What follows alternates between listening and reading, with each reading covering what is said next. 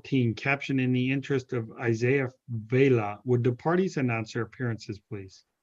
State of Kansas appears by and through Assistant District Attorney Garrett Ralph. Klein Boone appears on behalf of the defendant, and the defendant appears in person. All right, we're here set down for a plea hearing. Mr. Vela, in order to take up your plea, I'm going to have to ask you a bunch of questions, okay? If I ask you anything you don't understand, you need to let me know that so that we can talk about it, make sure we're on the same page, okay? Okay. And anytime you want to talk to Mr. Boone before answering a question, you just tell us, he'll mute the microphone. You guys have a conversation and come back when you're ready, okay? Okay. All right, to do this, I need to swear you in. So could you raise your right hand, please? My court reporter will swear you in. You solemnly swear the testimony you're about to give in the cause now in hearing will be the truth, the whole truth, and nothing but the truth, so help you God? Yes. All right, now, Mr. Vela, I'm going to need you to speak up loudly. You're kind of hard to hear. Go ahead and put your hand down. Yeah. All right, you're kind of hard to hear. Our court reporter needs to take down everything, so make sure you answer out loud, okay? Okay. All right, thank you. How far did you go in school, Mr. Vela? School, high school, but I didn't graduate. All right, you read and write English, okay? Yes, sir. All right. As you sit here today, are you under the influence of any alcohol or drugs or prescription medicine that might cloud your mind, keep you from understanding what you're doing? No, sir. You feel like your mind's clear? Yes, sir. All right. Do you know what you're charged with? Yes. You know that you don't have to change your plea from not guilty to guilty. If you wanted to maintain your not guilty plea, you would have an absolute right to a jury trial on this charge. You understand that? Yes, sir. At that trial, the state would have to put on enough evidence to prove you guilty beyond a reasonable doubt. You wouldn't have to prove anything yourself. Mr. Boone would assist you throughout that trial. He would confront and cross-examine all of the state's witnesses. He could challenge all their evidence. He could call any witnesses you wanted called, and if they didn't want to come to court, he could use subpoena power to make them come to court. At that trial, you would have a right to testify. You'd also have a right not to testify. And if you decided not to testify, the state couldn't use that against you. In other words, they couldn't get up and argue, Mr. Vela must be guilty because he didn't tell you his side. You understand all that? Yes, sir. All right. Now, if we go forward with this plea today, you're going to be, I'm sorry, if we had that trial, at the end of that trial, you were convicted, you would have a right to appeal that conviction to the appellate courts. If you didn't have the money to do that, a lawyer would be appointed to do it for you. You understand that? Yes. All right. If we go forward with this plea today, you're going to be giving up all of those rights. There's not going to be a trial either to a court or a jury. You understand that? Yes, sir. All right. I'm going to share with you now the plea petition that Mr. Boone sent me. Let me make sure I get the right one here. All right. Can you see that document? Yes. You recognize it? Yes, sir. We got it right here. All right. So you've got a copy of this exact document right there in front of you, right? Yes, Josh. Judge. Mr. Boone went over this with you and you understand everything in it? Yes. All right. I've scrolled down now to where it talks about what the plea agreement is. It says that you're going to be pleading no contest. I think I said guilty earlier, but you're going to be pleading no contest to the amended information. At sentencing, this sentence must be consecutive. By law, Judge, I think that the aggravated a battery of an LEO by law has to be consecutive. I've never heard of that statute till yesterday, and I put it in there. Didn't know that. Yeah, no, I think you're right. And both parties are going to agree to what's called a dispositional departure to probation. You agree to pay any restitution. Is that your understanding of the entire plea agreement? Yes. My attorney explained to me yesterday. Has anybody promised you anything other than that to get you to plead guilty today? No, sir. Anyone place any force or threats against you to make you plead guilty? No. All right. Now it talks in here about the parties agreeing to a departure and things like that. You understand that those are recommendations made to the court as to what your sentencing should be. And while I listen closely to those recommendations, I'm not a party or bound by them. and I can give you any sentence that the law allows. Do you understand that? Yes, sir. All right. Gentlemen, do you have an understanding what you believe Mr. Vela's criminal history to be? Yes, Judge, he's a criminal history D. He had a conviction out of Johnson County in 2015, and I've seen a PSI from that case. Did you say B as in boy? D is in dog. D as in dog. Thank you. All right. So I'm sure Mr. Vela, knowing Mr. Boone well, that he went over that sentencing guidelines and kind of looked at what crimes you're pleading to and where your criminal history is to give you an idea of what kind of sentence to expect. Is that true? Yes. All right. Now, you understand I'm going to be ordering a pre-sentence investigation. And as far as the court's concerned, I don't know what your plea, what your criminal history is until I see that document and the lawyers all get to make their comments about it. You understand that? Yes. All right. And if that comes back higher than the lawyers expect, you could be facing a sentence that's more severe than what you and Mr. Boone have discussed. You understand that? Okay. All right. Now, given all of that, what I have to do for today's hearing is assume you have the very worst criminal history possible so I can advise you what the maximum sentence that anybody could get for this is.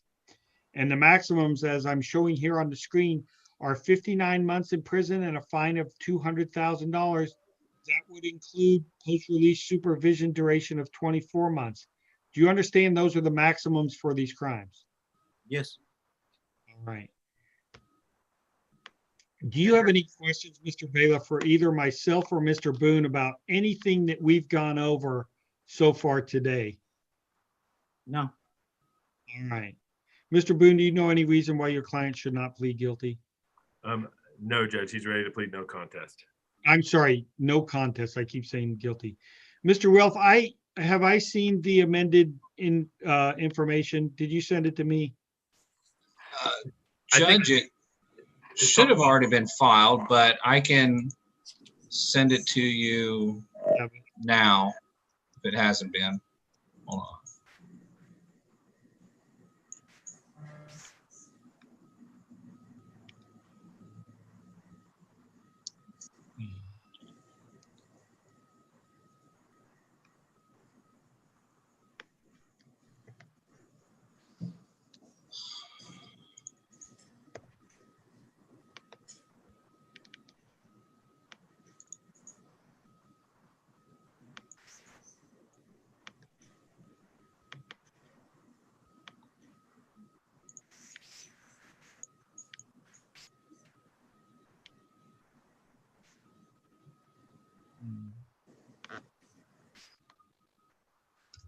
There we go. All right.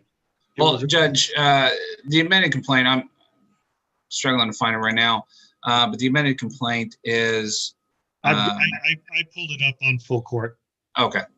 All right.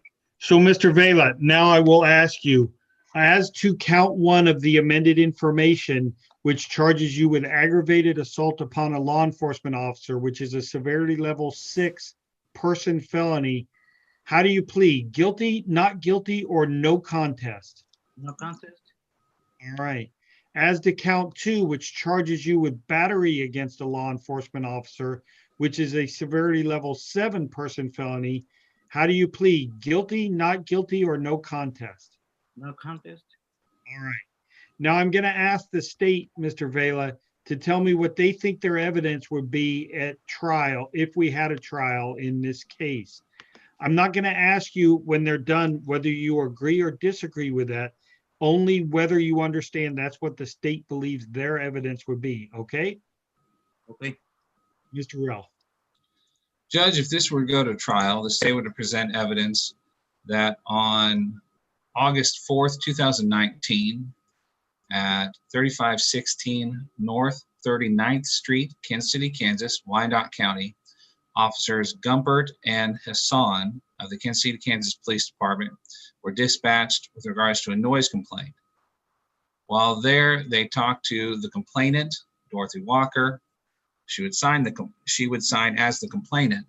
They then tried to get the information from the man whose house the noise was emanating from, who was later identified as Isaias Vela. He refused to give the information, ran back into his garage. The officers attempted to get his information, told him if he did not give it, he would be arrested. They then attempted to arrest him when he continued to fail to comply with the orders from the officers. During that attempt to arrest, Mr. Vela resisted arrest multiple times, including at one point he had grabbed an object and swung it at Officer Gumpert, putting him in fear of his safety while he was attempting to deal with the noise complaint and then subsequently arrest Mr. Vela for obstruction. Also during the arrest, Officer Hassan was bitten on the wrist and thumb by Mr. Vela, as well as he had his eyeglasses broken, which are valued at $200. All right, Mr. Vela, you heard what the prosecutor had to say? Yes. Is that what happened in this case? I'm sorry, don't answer that. You understand that that's what the state believes they could put on as evidence if there was a trial in this case? Yes. All right, thank you.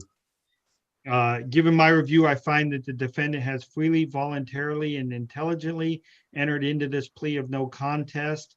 He understands the nature of the charges and the consequences of the plea. The state has provided a sufficient factual basis for a finding of guilt, and I will in fact find that the defendant is guilty of the 2 counts in the amended information. I'm going to order a pre-sentence investigation be prepared, and I'm going to continue sentencing pending that. Gentlemen, I have an opening at 1 p.m. on December 4th. How do you two look? Whatever works for the defense in court. If I can't be there, somebody else will. So whatever works for you two. Judge, I just scheduled some on December 4th. You said 1 o'clock? Yeah. Yeah, can we do it the next week? Let's see what I have left that next week. Give me 1 second. Okay.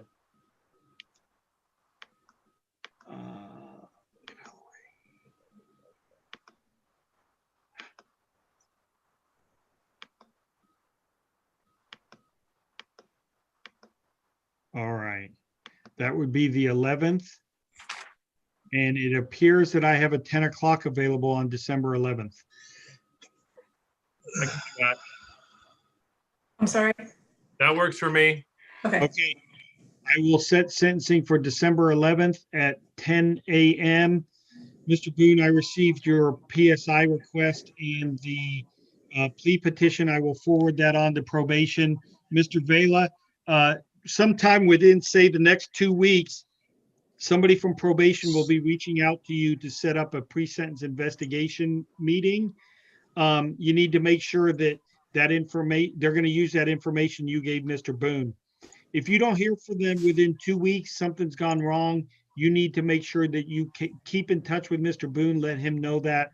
He'll make sure it gets set up. Okay. Okay. All right. Gentlemen, anything else for our record today?